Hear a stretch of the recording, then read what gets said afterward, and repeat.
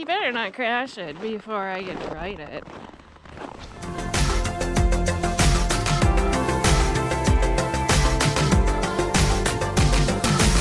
Come join us out here. So, this is Adam from Last Cut the Cord, and recently we made a purchase. I actually bought, it's a total of 4 Yamaha Phazers, 2 long tracks, 2 short tracks, one of them in good working condition, one needs a motor, and 2 of them are parts machines. Oddly enough, the 2 parts machines are long tracks, but whatever. So this little red one, I believe it's a 95-ish, Phazer 2, is going to be for Phyllis, and it's in amazing condition. However, on a quick little test drive the other day, I noticed a few critical things. First off, there's no steering at all. The guy that I bought it from had taken the skis off to paint them to help it sell and neglected to do anything about carbides. So there's no steering at all on hardpack. I'd show you, but the skis are on. I did actually order new carbides for it, and I ordered matching plastic ski skins that come out a bit wider, so hopefully it'll float a little bit. Pretty easy to replace, but there's just, the studs are left from the carbides. That's all that's left. Second of all, there's no brakes. Let's see what that's about. So we'll lift the hood. Yes, he went and cleaned it up, so I don't know what kind of condition it was. See, there's some gnarly chewing up of things here on the primary. Not sure what that's about. The primary kind of sounds like a box of rocks when it's running. Down in here, probably can't see it. That's your tack drive. That's busted off. That's the cable is, here's the cable. There's the end of that right there. So that's okay. I've got some donor machines, so I can fix that. Did the carburetors leak? Both of them. What I think that probably is, for some reason, these were known to have the float pivot pin back out. I'm not sure why. That's kind of a weird thing to happen. But they need to be cleaned anyway. I mean, it's a 95, and I'm sure they've been off at some point, but I can't be sure. So let's look at the brakes. So here's the brakes right here, okay? Right in here. When I actuate the cable, it kind of just rotates, and that pushes on the pads. There's no pads at all. They've left. Never seen that before. But last night I was looking at it, because you see there's all shiny in here. There's oil coming from somewhere. It's all over. It's over here. It's coming up here. And it's out of the chain case. So I'm suspecting either the bottom seal or the top seal is leaking. But I noticed something else pretty interesting. Something here is chosen to be free, and it's not supposed to be. And that would be the rotor. The rotor spins free. So I think it kind of floats back and forth anyway to find the center of the pads. That's fine. But it can't spin free on its own. You can see how that's not going to work. But it takes a special key. I went out to one of the parts machines that just so happens to be missing the jack shaft. And lo and behold, laying in it is the key. And here's the key. I've never seen one exactly like that. It's actually a Woodruff key with a straight key on top. So that might be hard to purchase, so I don't know. So I got a few things to take care of, but in order to get to the chain case, I need to go through this side first so I can pull the jack shaft, and I have to pull the secondary clutch. So, and I have to do that anyway to get the air box out, to get the carbs out. So I'm gonna start on that, pull the side cover, and start getting this apart. Well, I'm gonna give you an update here on the Phazer. So originally when I test drove it, all I knew about was it had no carbides or brakes. But we found significantly more. The chain case is leaking like a stuck pig. The jack shaft bearing right here was all but seized. I've got a new one of those coming. But the worst part is when the tach drive got broken off, it cracked the fuel pump. I don't know if you can see that move. It moves the tiniest bit, and underneath here it is all wet with oil, so it's leaking. And the primary is kind of a piece of junk anyway. So what I'm gonna do, I'm gonna take apart the motor off one of the other ones that I got and toss this primary. That one looks good, just unused. And I will swap that primary on here, but before I do that, I'm gonna unbolt the whole oil pump assembly off of that one and bolt it onto this one. Because I guess what I'm worried about is every now and then the idle seemed a little bit high, and this is an obvious crack. So if it's drawing air through there, it's gonna lean out and burn it down. So while I'm waiting to figure out what puller I need here, I decided to pull the carbs and clean those up. And not bad. These float pins have a tendency to back out. They go right through here. This one was all the way in. This one was backed way out. I think both of them had a leak, but I cleaned up the main jets out of here that holds the bowl on with the main jet in it. They didn't look too bad. They had some gunk down here in the bottom of the bowl, down in this bolt. But I pulled out the first primary out of this one, and the primary appears to be plugged. Well, no, I guess it isn't. I can see light through it now. Okay, so I'll clean this all up and make sure those float pins are locked in, and we should be good here with the carbs. They seem to be in time, no issues there. And then those can go back on. So that part is not a big deal. If I can locate a puller here this week, I should be able to have it all back together. Fuel lines have never been replaced as far as I can tell. They're hard. Then I'm gonna have to take off to get to the other side of the chain case. You gotta take the exhaust off, but I gotta take that cowl off first. So that'll be the next thing that I do tonight after I get these carbs cleaned up and put back together. Okay, here we are. So the chain case, which is normally right here, was leaking profusely. It was actually, you can see the wet spots on here where it was blowing out, and the brake pads were completely missing. I have one of them, the inside one, but the outside one is missing. So I took all this apart to try to figure out what was the source of the leak. I don't think that it was bearings or seals. I replaced the upper bearing. So this is your chain case right here, right? So on this chain case, it sits in there like so. This bolt right here is your oil level bolt. So you take that out and you fill it in there, and when it starts to come out, then you know that it's full. Well, the amount of oil that came out of here, it appears to have been filled to about halfway, which is way too much oil. And the other thing I discovered when I took it off is that the oil was full of aluminum. I mean, just packed with aluminum. And what I saw is that there's supposed to be a spacer between here and the top gear. The spacer's gone, missing. So it was grinding away into this housing right here, and that is the source of the aluminum. Just the chain sticks out a little bit further than the gear, and that was grinding into that. So that's where the aluminum came from, no big deal. I replaced this bearing in here. This one's gonna be okay, I believe. I may replace it yet. And I gotta come up with a spacer for that. So not a big deal. There's quite a bit of play on the shaft. So we'll take care of that, and then we'll put it back in, and we'll fill it up to the proper level according to that. Got the shaft out, everything looks good on that. I've got new pads ordered for it. It's just if they ever show up in my lifetime.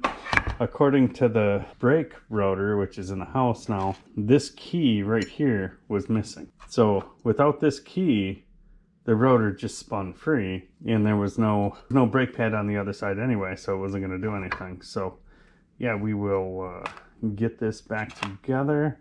I'm doing everything I can here to have this done by the next weekend, but I'm kind of at the mercy of UPS or whoever's delivering parts. So we'll see if we can get this done yet this week. So This is your brake router. It's got a key in it now. It's a little loose, but that's fine. It's got a key. Go ahead and hit your brake pedal. Oh, locked right up tight. Let off. Oh, and it came back. Yep. So might be able to stop. I think we will now. What happens if you put your finger in tighter in there further?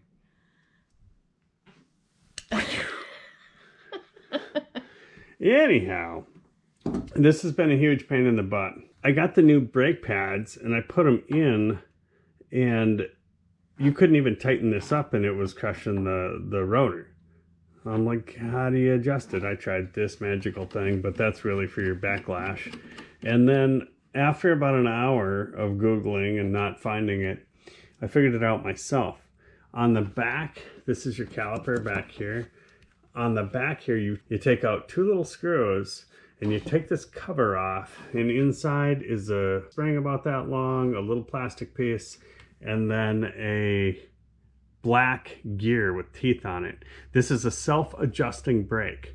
So every time it goes and it moves a certain amount, it screws a little piece in the center out, and it looks like a dinner plate on a pen kind of. And it screws that center part out and it takes up that slack, so as your pads wear, it can still make contact. So you just take that apart and you take out the little black piece, and it's got like a screwdriver end on it, and you just back that center out. You back it out, and then your brake pad here on the moving side will go further in to give you that space. That worked awesome. We got that done. I got the tension set. I got to tighten up the lock nut. And now we're getting ready to put the cover on. When I put these covers on, I like them to not leak after I do it. So I have a tendency to actually follow the instructions on the back. And what I'm using is an Optimum Max Flex gasket maker. It's meant to actually be in contact with oil or gasoline.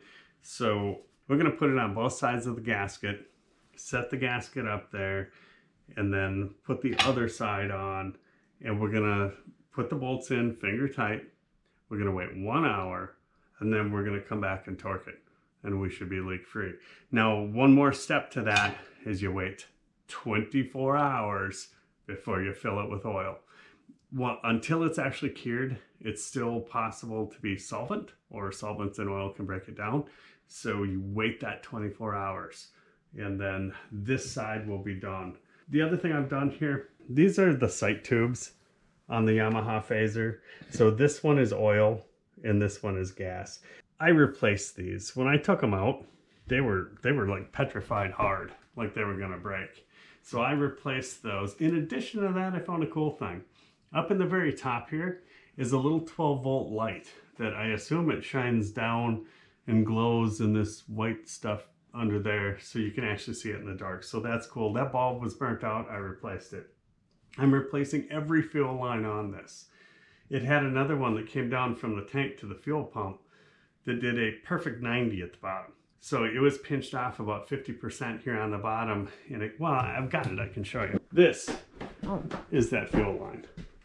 So as you can see right here, you weren't getting a whole lot of flow through there, and it's hard. And it just stayed perfectly in that shape. So you lose your flexibility on the connections, which is also your seal. And if you lose the seal there, you're gonna lean out and burn down. So that's done. The machine's got brakes again. Huh? How cool is that? Got some other cool things. Got some parts here yesterday, finally. We have a brand new set of carbides. So they've got your carbides down the center, you know, fairly sharp for steering. And then you got your little carbides on either end just for wear, for going over blacktop. And I found some that I maybe could have fit, or I could have welded my own studs on, but I just ordered the ones for the machine. I wanted it to be right. Now, I despise old snow machines with steel skis. The steel skis suck. You go riding down the road, you go riding anywhere. Believe it or not, the snow is actually warming up the ski. So when you come home and you're done, you park it, shut it off. The next day you go to move and you can't. So you have to go around and break your skis loose because they melted into the snow, and they've got snow and ice stuck to the bottom of them, which it takes a mile for that to wear off. Not to mention the extra drag when you're in the snow.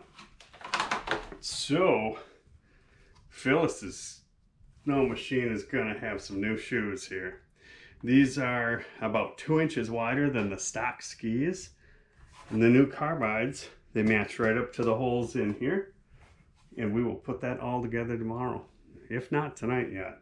And we will have fixed the 2 problems that it came into the shop for, and that was no brakes and no steering. Meanwhile, as the week went on, we found every other rotating piece had an issue. I ordered clutch puller Yamaha so I can pull the primary. There's no other way to get it. So what I received in the mail is this. And I ordered this from Dennis Kirk. Here is my clutch puller. That's exactly how it came. In pieces. Destroyed. Even the main shaft is bent. The threads are junk. I couldn't believe it. In addition to that, and I'm not going to show you because there's a note on it with a person's name, but somebody said that customer said that it broke while using and he thinks it isn't meant for his ride. And it's got the order number and the name. Are you kidding me? They took it off the shelf and sent it to me. I don't even have words for that. I've never seen something like that happen before. We immediately called Dennis Kirk and they didn't want to believe us. They figured, I suppose, that I broke it. But we had the note. So they immediately refunded the money and told us to throw it in the garbage. I went down to the Yamaha shop in Big Lake. So the guy at Yamaha said I spent too much money. No, that's not really what he said. He said I'm a really good customer, but in Yamaha language, that means you spend too much money there. So he said that I could borrow his, which they're completely, I mean, they're the same, yet different. This one used to look like this, but what I notice is that this is a much higher quality, most likely made out of a tool steel, and it worked just fine to pop the old clutch off. The other thing that I did was the cross shaft bearing right here. Apparently this is an issue on all of them. This bearing was completely seized up. Garbage, did a little damage to the shaft, but I think we'll be okay. I used a little bit of Loctite bearing mount on that. So that is all done. We should have a lot less rolling resistance now, so that'll be good. Sure looks like it. You're trying to turn the track now. It's hooked up to the chain case. You said it'd be easy. Phyllis? What?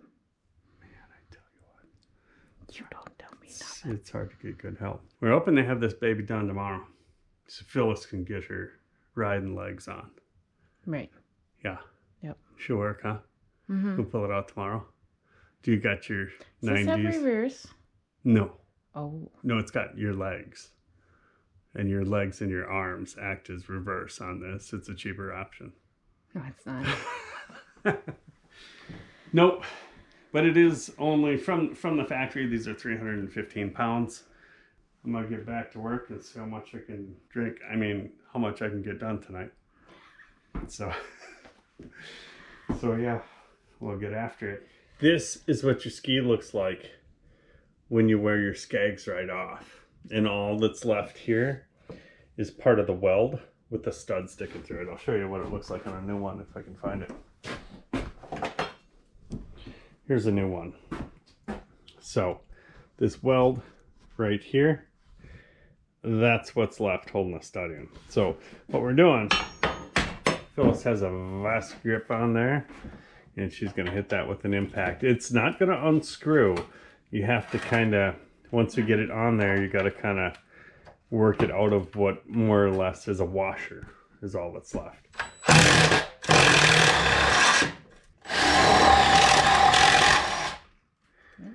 Oh. Okay, you got, Part of it came out. Then there's a washer. The other piece should come out. Or grab that screwdriver behind the ski and pry that off.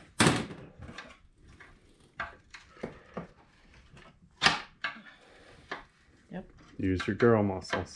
All of them? Both of them. Both of them. There you go. Now, do I still want to use the impact, though? Yes. Really? And obviously the bendy part goes up here. You're going to want to put that in, and you might want to give her a good old swack with a hammer first before you try to fit anything on it. Get my tools arranged. Oh! All right. Yeah.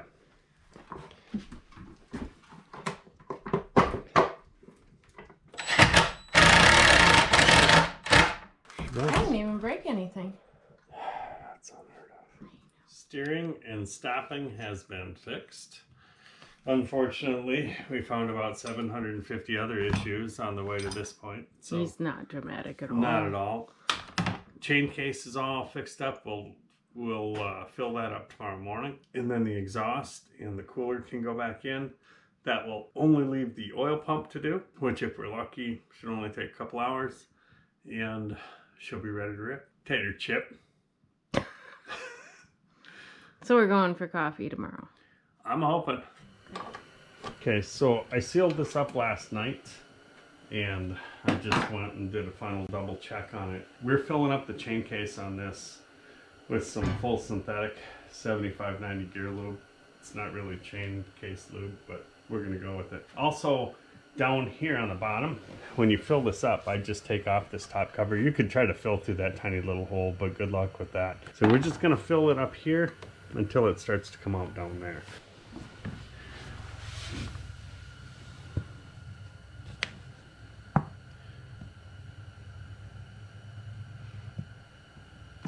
And there she is. So I'm gonna let it run out for a second because I was rather exuberant with my power there. Once this is done, we will throw the exhaust back in and put our fan shroud back on.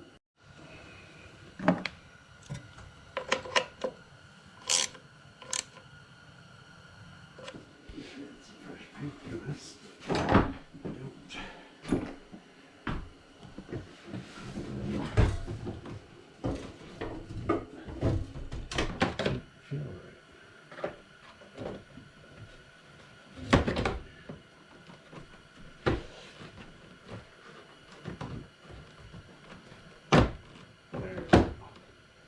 That whole side's put back together. Just to be sure, until I've got that oiler adjusted just so, I'm going to throw a little bit of oil in the gas to make sure I'm getting good oil and we don't melt it down first time out. So I didn't put the belt on it, just so we can hopefully drag it out of here a little easier. I don't know. Let's see how that goes. What could go wrong?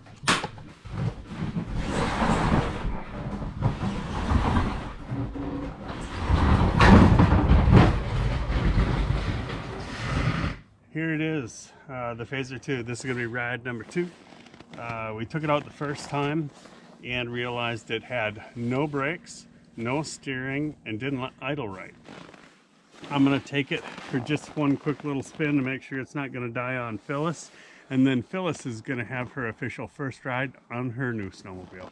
So I did warm this up and I ran it with just the primary and no belt just to make sure, because I didn't know where it was at. I didn't want it to run through the shed. So it's already warm. I will just give her a pull, see if she starts again.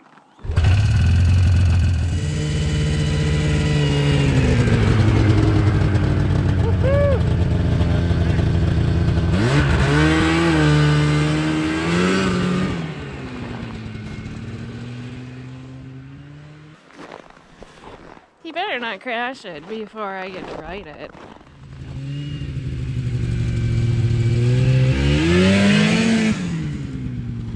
That is much faster than it was the first time. Did you seriously lift the skis off? Yeah. The skis off the ground. You saw that? Yeah. Leaving here? Or? Yep. Holy cow. I still couldn't quite turn around. It doesn't turn very sharp. Well, I don't think any snow machine really does, do they?